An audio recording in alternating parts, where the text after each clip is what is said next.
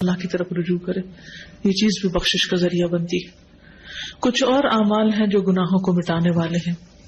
Number 1، اذان سنتے وقت اللہ کا ذکر کرنا۔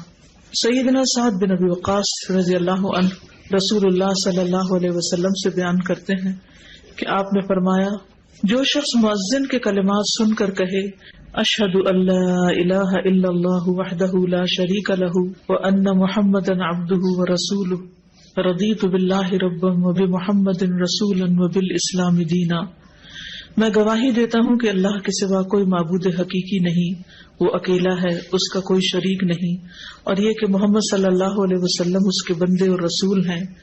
میں راضی ہو گیا اللہ کے رب ہونے پر اور محمد صلی اللہ علیہ وسلم کے رسول تسلیم کرنے پر اور اسلام کو دین اختیار کرنے پر، تو اس کے گناہ بخش دیے جاتے ہیں۔ لیکن افسوس کے ساتھ یہ کہنا پڑتا ہے کہ بہت سے لوگ اذان ہو رہی ہوتی ہے اور وہ باتوں میں ہی لگے رہتے ہیں، یا ٹی وی دیکھتے رہتے ہیں، یا اذان ہونے لگتی تو ٹی وی کا چینل چینج کر دیتے ہیں، یا اذان سے انہیں کوئی دلچسپی نہیں ہوتی، گویا بس ایسے ہی کوئی جیسے شور کر رہا ہے اور وہ اس سے فارغ ہونا چاہتے ہیں۔ تو اذان جو ہے وہ بھی بخشش کا ذریعہ ہے، اگر اس کو سن کے جواب دے کے آخر میں یہ دعا پڑھی جائے۔ نمبر 2، وضو۔ سیدنا عثمان بن عفان رضی اللہ عنہ بیان کرتے ہیں کہ رسول اللہ صلی اللہ علیہ وسلم نے فرمایا، من تودع فاحسن الوضوء خرجت خطاياه من جسده حتى تخرج من تحت اظافره، جو شخص وضو کرے اور اچھے طریقے سے وضو کرے تو اس کے گناہ اس کے جسم سے نکل جاتے ہیں، یہاں تک کہ اس کے ناخنوں کے نیچے سے بھی خارج ہو جاتے ہیں۔ تو اس لیے شوق سے وضو کرنا چاہیے، محبت سے، پوری خوشی کے ساتھ، کیونکہ بہت سے لوگ وضو کرنے سے گھبراتے ہیں یا وضو کو ایک بوجھ سمجھتے ہیں۔ تو آپ وضو کریں تو یہ سوچیں کہ یہ میرے گناہوں کو دھونے کا ذریعہ ہے۔ نمبر 3، نماز۔ سیدنا ابو ہریرہ رضی اللہ عنہ بیان کرتے ہیں کہ انہوں نے رسول اللہ صلی اللہ علیہ وسلم کو فرماتے ہوئے سنا، ارأیتم لو ان نہرا بباب احدکم یغتسل فیہ کل یوم 5 هل يبقى من درنه شيء؟ قالوا لا يبقى من درنه شيء قال فذلك مثل الصلوات الخمس يمحو الله به الخطايا۔ بتاؤ، اگر تم میں سے کسی کے دروازے پر نہر بہ رہی ہو اور اس میں وہ روزانہ 5 مرتبہ غسل کرے تو کیا اس کے جسم پر کچھ میل کچیل باقی رہ جائے گا؟ صحابہ نے عرض کیا کہ کچھ میل کچیل باقی نہ رہے گا۔ آپ نے فرمایا، 5 نمازوں کی مثال اسی طرح ہے کہ اللہ ان کے ساتھ گناہوں کو مٹاتا ہے۔ تو گویا اذان، اذان کے بعد وضو، وضو کے بعد نماز، یہ انسان کے گناہوں کو دور کرنے کا ذریعہ ہے۔ سیدنا ابو ہریرہ رضی اللہ عنہ بیان کرتے ہیں کہ رسول اللہ صلی اللہ علیہ وسلم نے فرمایا، صلاۃ الرجل فی الجماعۃ تضعف علی صلاته فی بیتہ وفی سوقہ 25 ضعفا، ذلک انہ اذا تودع فاحسن الوضوء ثم خرج الى المسجد لا يخرجه الا الصلاة لم يخط خطوة الا رفعت له بها درجة وحط عنه بها خطيئة فاذا صلى لم تزل الملائكة تصلي عليه ما دام في مصلاه اللهم صل عليه اللهم ارحمه ولا يزال احدكم في صلاة منتظر الصلاة۔ آدمی کا باجماعت نماز ادا کرنا اس کے گھر اور بازار کی نماز سے 25 گنا زیادہ ہے، یعنی مردوں کے لیے، اور یہ اس لیے کہ جب اس نے اچھی طرح وضو کیا پھر مسجد کی طرف نکلا صرف نماز کے لیے، یعنی اور کوئی کام نہیں تھا، تو وہ کوئی قدم نہیں رکھتا مگر اس کی وجہ سے اس کا ایک درجہ بلند ہوتا ہے اور اس کی وجہ سے اس کی ایک غلطی معاف ہوتی ہے۔ پھر جب وہ نماز پڑھتا ہے تو فرشتے اس کے لیے مغفرت کی دعا کرتے رہتے ہیں، یعنی جتنی دیر وہ نماز میں مصروف ہے فرشتے بخشش مانگ رہے ہیں اس کے لیے، فرشتے اس کے لیے استغفار کر رہے ہیں۔ جب تک وہ اپنی جائے نماز پر رہتا ہے اور وضو نہیں ٹوٹتا، فرشتے کہتے ہیں، اے اللہ اس پر رحمت فرما، اے اللہ اس پر مہربانی کر، اور وہ برابر نماز ہی میں رہتا ہے جب تک کہ وہ نماز کا انتظار کرتا ہے۔ یعنی نماز سے پہلے اگر جلدی آ جائے مسجد میں اور بیٹھ کے انتظار کر لے تو وہ بھی نماز کی حالت شمار ہوتی ہے، اور بعد میں بھی جب وہ بیٹھا ہوتا ہے نماز کے فوراً بعد نہیں اٹھ جاتا۔ سیدنا ابو ہریرہ رضی اللہ عنہ بیان کرتے ہیں کہ رسول اللہ صلی اللہ علیہ وسلم فرماتے تھے، الصلوات الخمس والجمعۃ الی الجمعۃ ورمضان الی رمضان مکفرات لما بینہن اذا اجتنب الکبائر۔ 5 نمازیں اور جمعہ سے آئندہ جمعہ تک اور رمضان سے آئندہ رمضان تک ان کے درمیان کے لیے کفارہ ہے جب تک کہ گناہ کبیرہ کا ارتکاب نہ کیا جائے۔ تو اس سے کیا پتہ چلتا ہے کہ وضو، نماز کے علاوہ جمعہ کا پڑھنا، رمضان، یہ سب کچھ گناہوں سے بخشش کا ذریعہ ہے۔ جب کبائر سے انسان بچتا نہیں، سارے صغیرہ گناہ اس سے معاف ہو جاتے ہیں اور کبیرہ گناہوں کے لیے خاص طور پر توبہ استغفار۔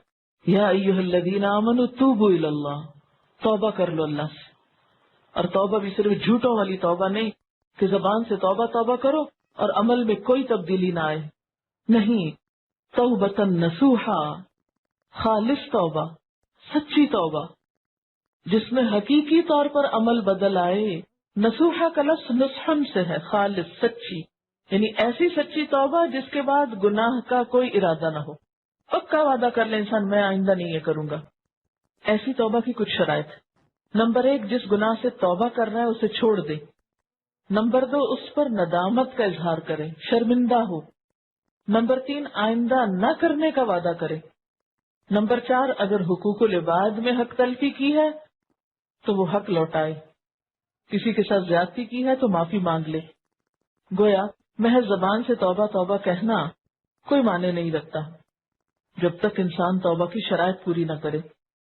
اور فورموسٹ چیز کیا ہے؟ شرمندگی، ندامت۔ آپ صلی اللہ علیہ وسلم نے فرمایا الندم توبہ، شرمندگی ہی توبہ ہے۔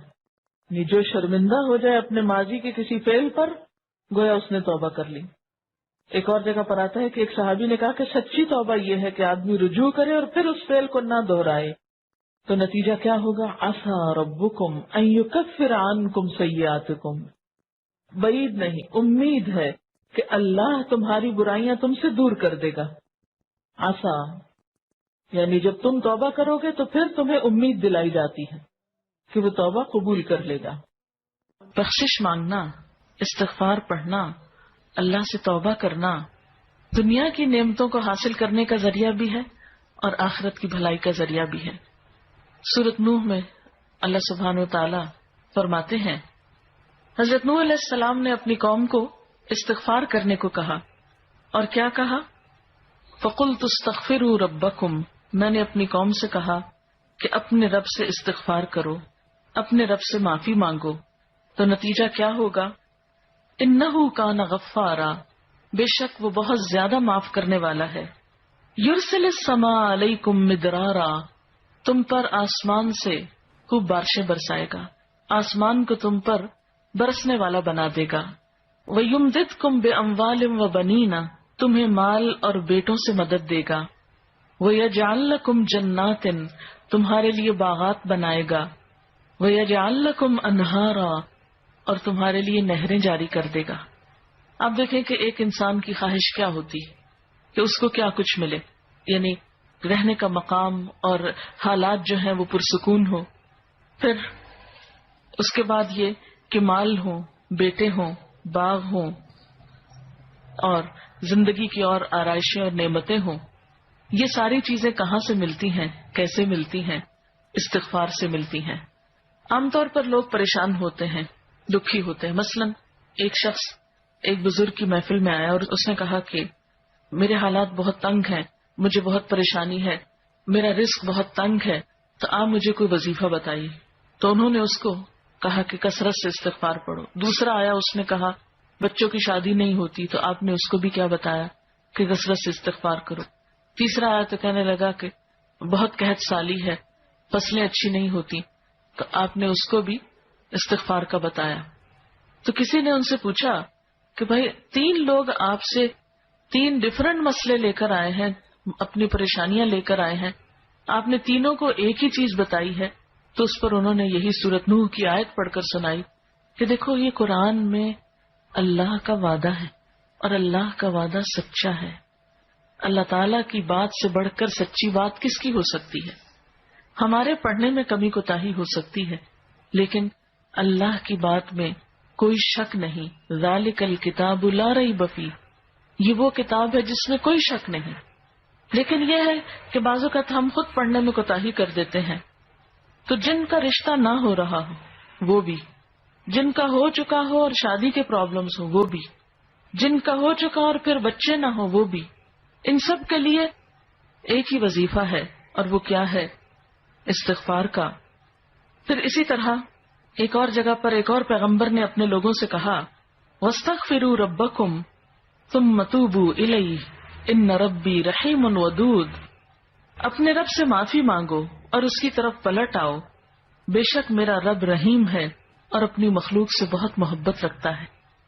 یعنی جب کسی بندے پر کوئی تکلیف آتی ہے تو ایسا نہیں کہ اللہ تعالیٰ اس پر خوش ہوتے ہیں اور جان بوجھ کے ستانا چاہتے ہیں بندوں کو، اللہ تو بندوں کے حق میں بہت مہربان ہے۔ پھر سوال یہ پیدا ہوتا ہے کہ تکلیف آتی کیوں؟ اگر وہ ہم سے محبت کرتا ہے اور وہ بہت مہربان ہے، تو بات یہ ہے کہ کچھ چیزیں ہم اچھے حالات میں سیکھتے ہیں اور کچھ چیزیں ہم ہارڈ شپ سے سیکھتے ہیں۔ کچھ نعمتوں کی قدر ہم اچھے طریقے سے ویسے ہی کر لیتے ہیں، اور کچھ چیزوں کی قدر ہمیں اس وقت آتی ہے جب کوئی مشکل پیش آتی ہے۔